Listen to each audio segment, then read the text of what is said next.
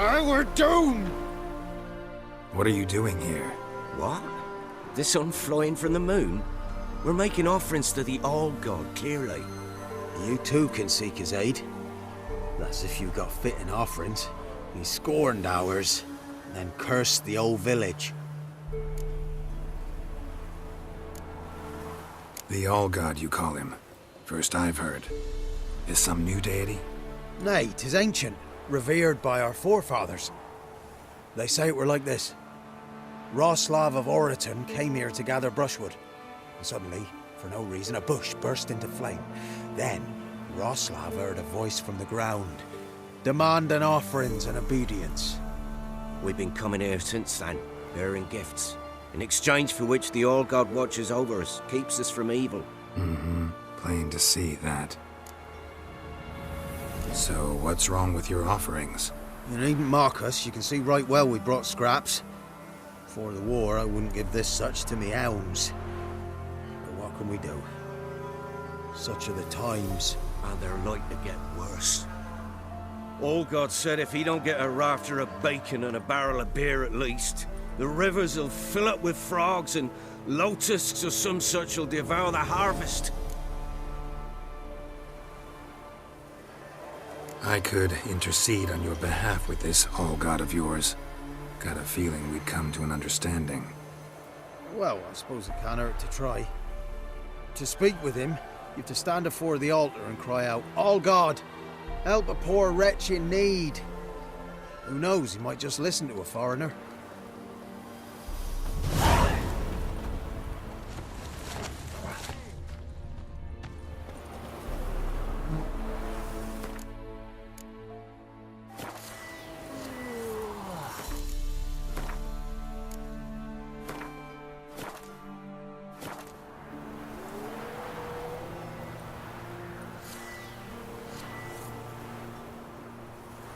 Oh, All-God, help a poor wretch in need.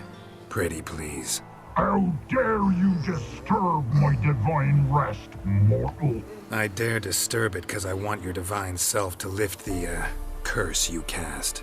Those peasants really don't have.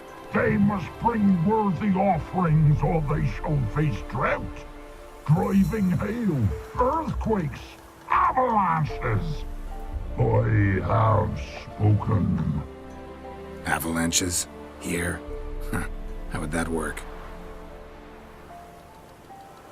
No answer from the All-God. Fine. We can finish our conversation when I find him.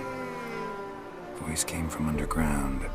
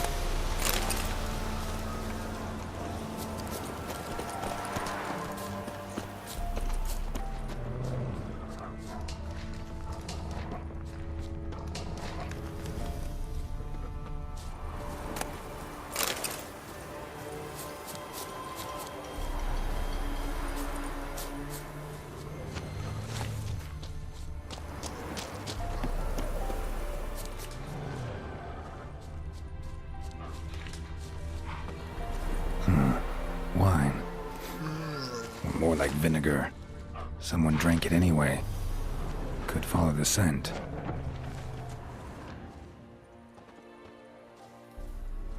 Someone placed an illusion here.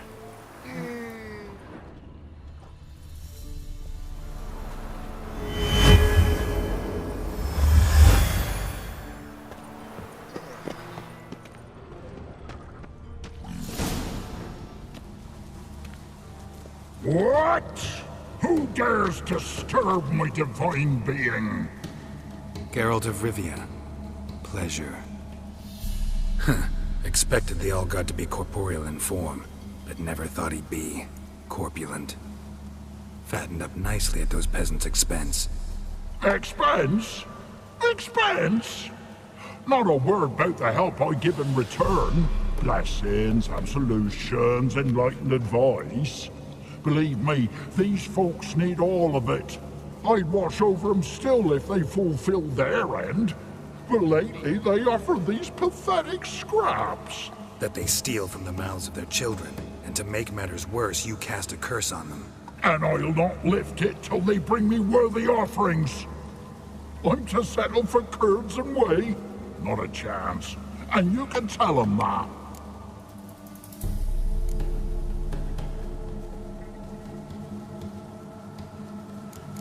Been in this hole long? For a century or so. One winter I found shelter here. Built a fire so large the flames leapt through the crack, lit the bushes above. I coughed from the smoke, and suddenly heard a peasant. A voice out of nowhere, he called. A miracle. Thus, I became a god. Parasite, more like. Maybe so. But what of Freya and Melitele then, Demanding prayers and offerings, given naught in return? I talk at least. Listen here, lard ass. You're gonna be satisfied with what you get, or I'll feed you to the ravens. Plowing reformers. No, fine, fine. I'll sup more modestly. But just till the end of the war, not one day longer.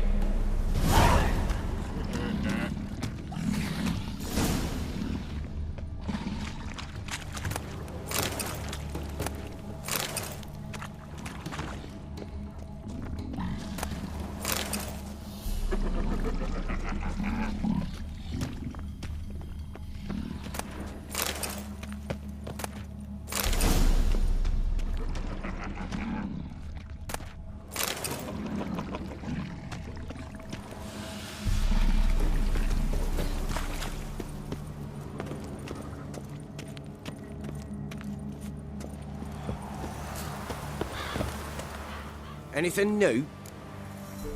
Talk to your old god, face to face. And? Will he show us mercy? He will. Promise to be pleased with whatever you bring.